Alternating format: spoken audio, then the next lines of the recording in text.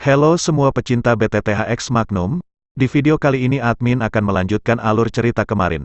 Xiaoyan dan Han Sui yang akan menuju kota Tianbei, dihentikan oleh Hong Li dan Hong Mu dari klan Hong. Mereka berniat menculik Han Sui. Namun pada akhirnya Xiaoyan dia muncul dan berhasil membantai mereka semua. Han Sui tentu kaget, karena dia tidak menyangka, Xiaoyan ternyata adalah orang misterius yang selalu membantu mereka. Han Sui hanya terkejut setelah apa yang telah ditampilkan Xiaoyan. Dia mampu mengalahkan 2 bintang 4 Do Huang dalam waktu yang sangat singkat. Bahkan di klan Han saja akan sangat sulit menemukan banyak orang yang kekuatannya seperti itu.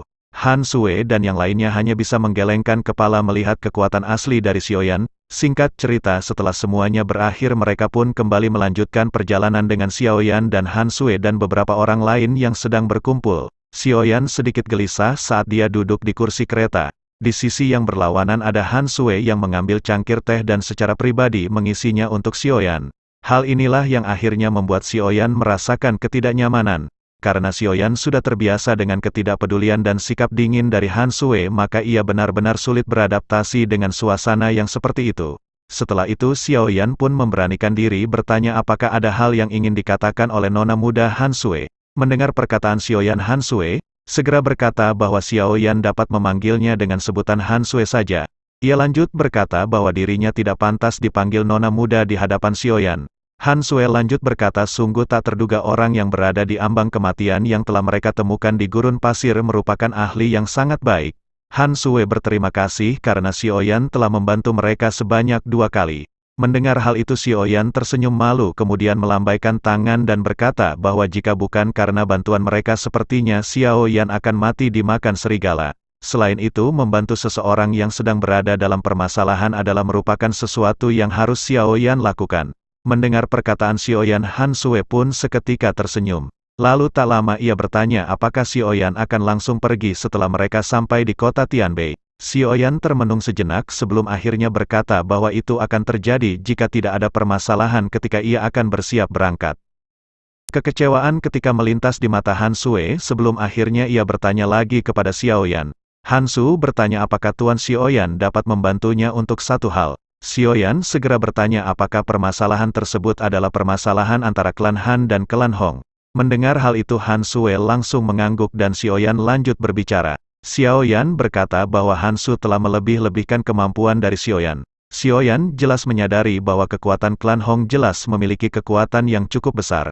Karena telah menguasai kota Tianbei selama bertahun-tahun, Xiaoyan pun lanjut bertanya bantuan apakah yang diinginkan oleh Han Sui.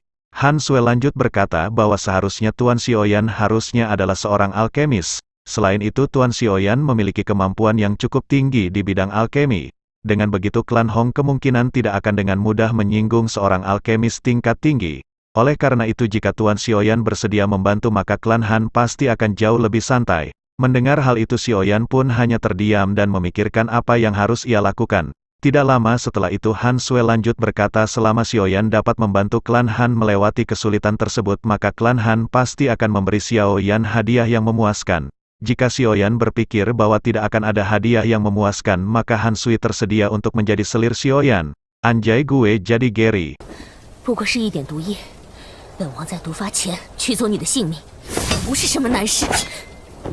Seketika karena kata-kata Han Sui yang menyebabkan teh yang diminum Xiaoyan keluar dari mulutnya, Xiaoyan segera berdiri dan melambaikan tangannya kemudian berkata untuk jangan berkata seperti itu. Xiaoyan lanjut berkata bahwa ia terbiasa sendirian dan tidak akan terbiasa jika ada orang yang mengikutinya di sampingnya. Xiaoyan akan memikirkan permasalahan tersebut dan untuk saat ini biarkan saja permasalahan tersebut mengalir seperti air.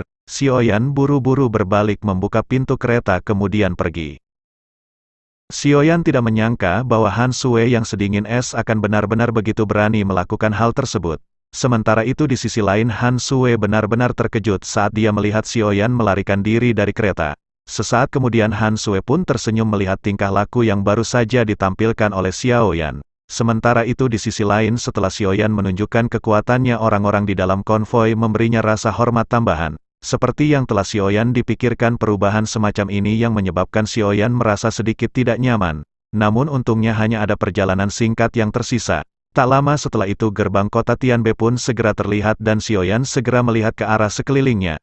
Tanpa sadar tatapan Xiaoyan segera melirik ke arah Han Chong, yang juga melirik ke arah Xiaoyan yang seketika menangkupkan tangan memberi hormat kepada Xiaoyan. Melihat hal itu Xiaoyan pun segera menghampiri Han Chong dan mulai berbicara. Xiaoyan segera berkata bahwa kakak Han Chong tidak perlu terlalu sopan mengingat ia telah menyelamatkan hidup dari Xiaoyan. Xiaoyan meminta Han Chong untuk tidak memanggilnya tuan di hadapan semua orang.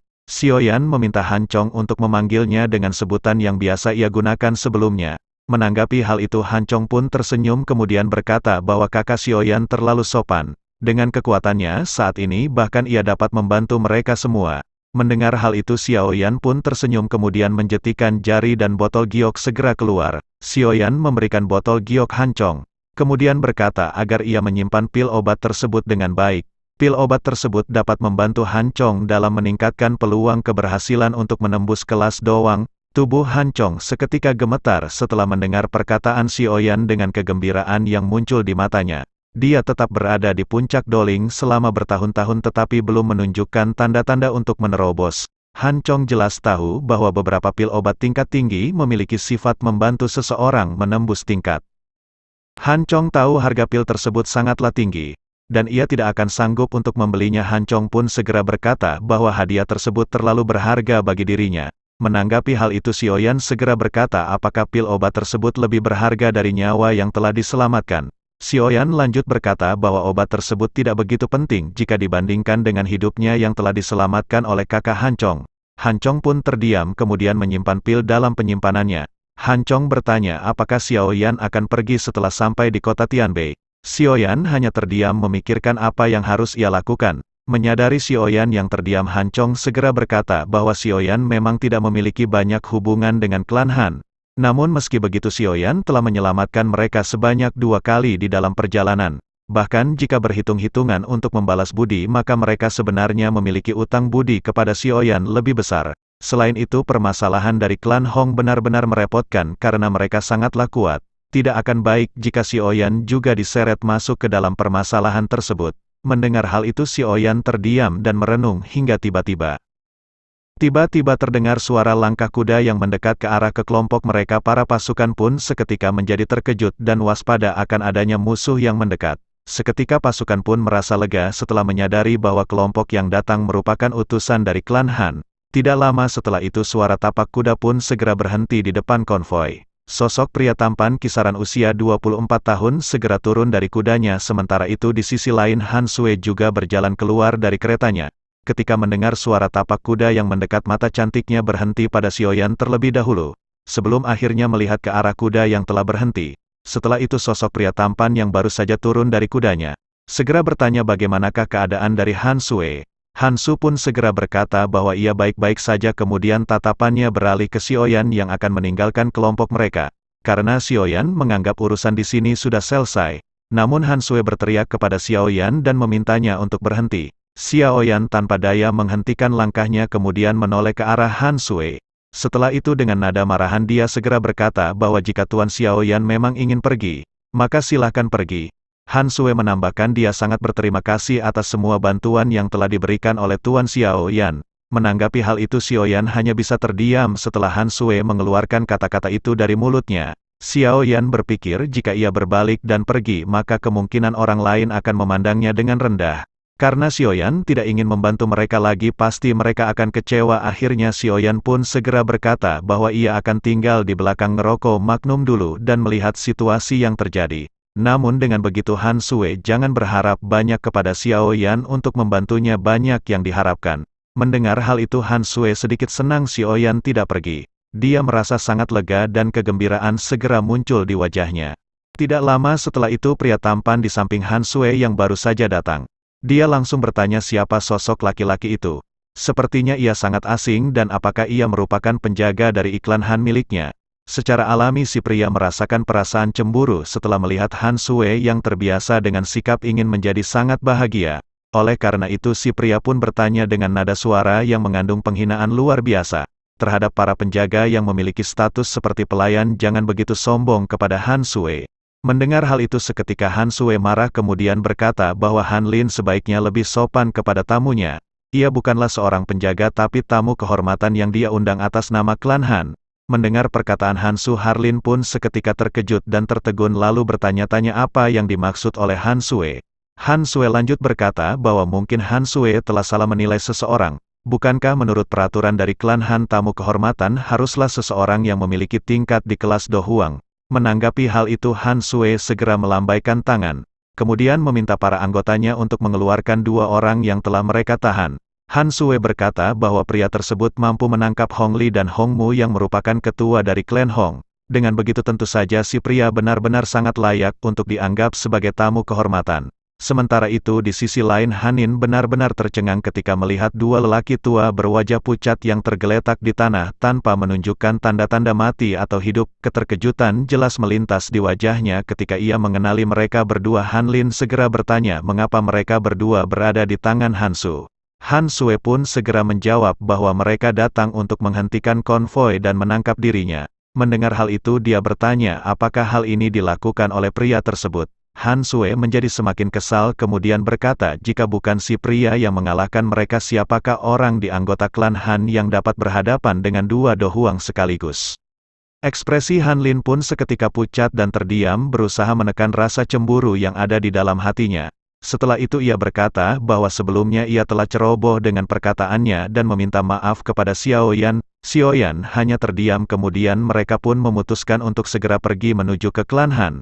Singkat cerita mereka telah memasuki kota Tianbei. Ukuran kota Tianbei sendiri tidak lebih kecil dari kota manapun yang pernah dilihat oleh Xiao Yanti masa lalu. Diceritakan klan Han terletak di bagian selatan kota Tianbei, dan di sebelah utara ada klan Hong yang menduduki wilayah bagian utara.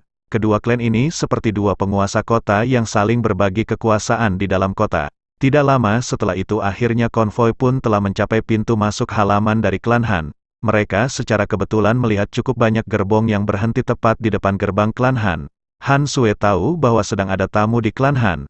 Mereka memiliki lencana berwarna merah yang serupa dengan milik dari klan Hong.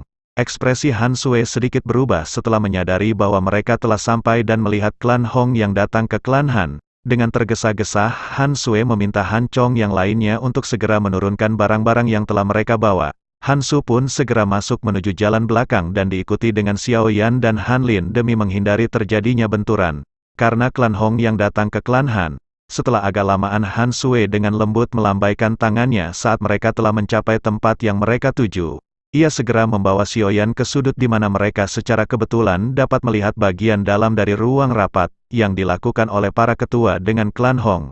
Tatapan Xiao Yan pun secara otomatis mengikuti tatapan dari Hansu dan melihat ke sekeliling. Xiao Yan tiba-tiba kaget ketika melihat rapat bansos dari klan Han.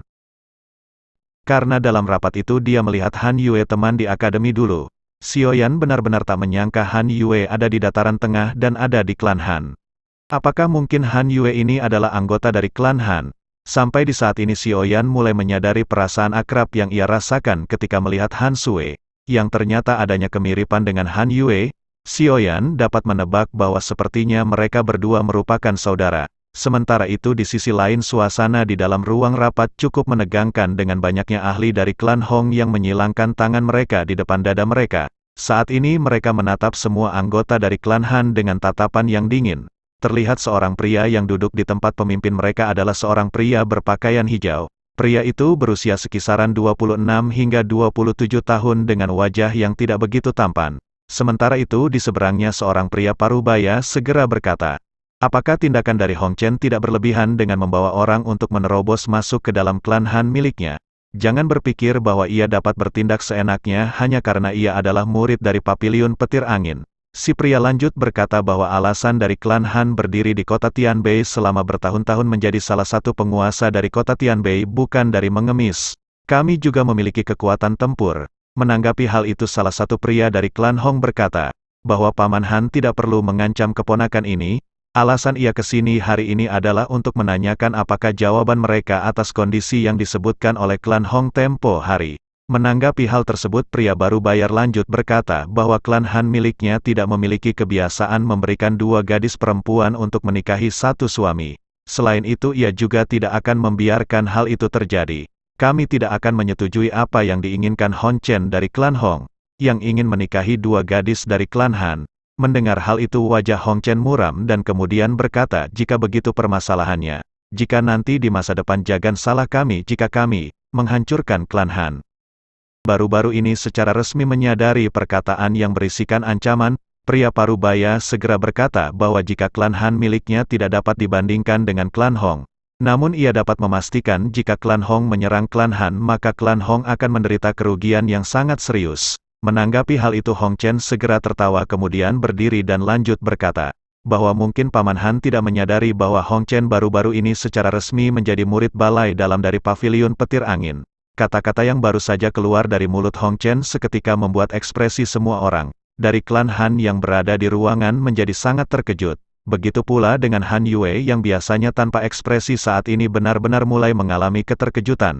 Sementara itu di sisi lain mata pria parubaya pun menjadi lebih suram. Di bawah kesuraman ini juga terdapat kepahitan yang tersembunyi. Di dalam hatinya ia tak menyangka bahwa Hong Chen benar-benar dapat menjadi murid aula dalam dari Paviliun Petir Angin.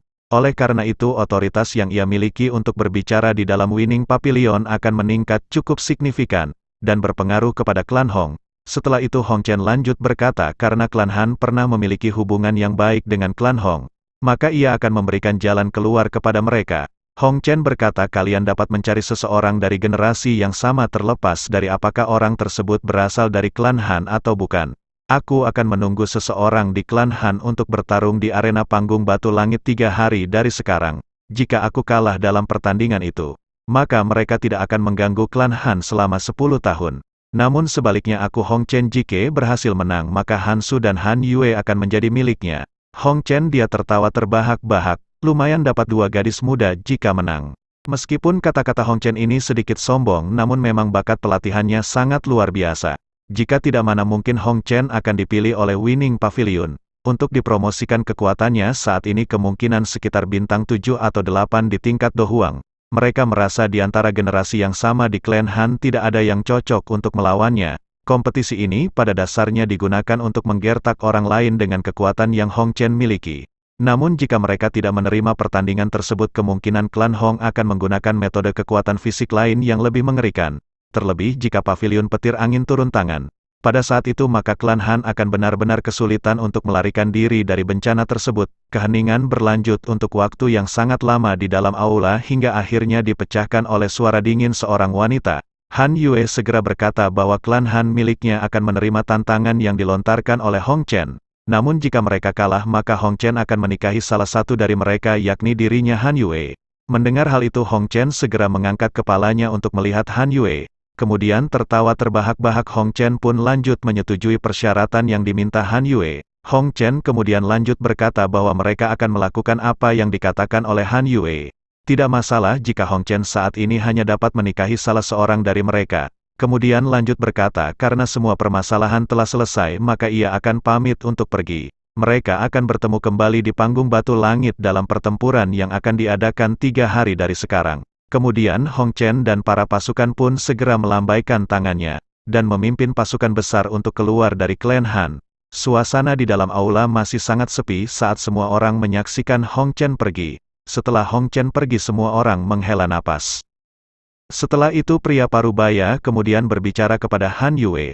Pria parubaya segera bertanya apakah Han Yue memiliki keyakinan untuk menghadapi Hong Chen.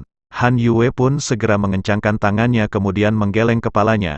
Lalu berkata bahwa ia tidak memiliki kemampuan untuk berhadapan dengan Hong Chen. Han Yue pun menghirup udara kemudian bertanya apakah ada metode lain selain dari hal tersebut. Di kota Tianbei ini hampir tidak ada orang di generasi yang sama yang bisa maju ke kelas Do Huang dan berhadapan dengan Hong Chen. Hong Chen saat ini benar-benar berniat untuk menelan klan Han perlahan-lahan dan akan menghancurkannya secara perlahan. Tiba-tiba dari kejauhan suara wanita terdengar dan berkata bahwa ia memiliki metode yang mereka butuhkan. Tatapan mereka pun segera mengarah ke arah sumber suara dan kegembiraan segera melonjak. Setelah menyadari bahwa Han Su yang telah kembali dengan selamat, pria parubaya pun segera tersenyum kemudian melambaikan tangan dan berkata karena Han Sue telah kembali, maka ia tidak perlu terlibat dalam permasalahan tersebut. Si pria lanjut berkata bahwa Hong Chen secara alami memiliki cukup banyak kepercayaan diri untuk mengatakan hal-hal seperti itu. Saat ini ia mengalami kesulitan menemukan lawan di antara generasi yang sama di dalam kota Tianbei. Dengan begitu mana mungkin Han Sui memiliki solusi lain untuk menghadapi permasalahan tersebut. Han Sui tidak banyak berkata apa-apa kemudian membalikkan badan ke arah luar dan meminta seseorang untuk segera masuk. Semua orang di aula tanpa sadar mengangkat kepala mereka dengan terkejut ketika mereka melihat tindakan dari Han Sui. Beberapa suara bergumang juga terdengar ketika tatapan mereka terlempar keluar dari aula. Mereka bertanya-tanya apakah gadis ini benar-benar memiliki solusi yang lebih baik. Sesaat kemudian seorang pria dengan ekspresi tak berdaya perlahan memasuki ruangan di depan tatapan semua orang. Tatapan Xiaoyan segera berhenti pada Han Yue yang tiba-tiba berdiri setelah menatap ke arahnya. Xiaoyan pun tertawa terbahak-bahak kemudian bertanya bagaimana kabar dari senior Han Yue setelah mereka lama tidak bertemu. Han Yue pun seketika benar-benar merasa terkejut kemudian segera bertanya bagaimanakah Xiao yang bisa berada di sini. Xiaoyan segera merentangkan tangannya kemudian berkata bahwa ini akan menjadi cerita yang sangat panjang jika diceritakan. 几位放心，我不会让诸位白做。之后的封城。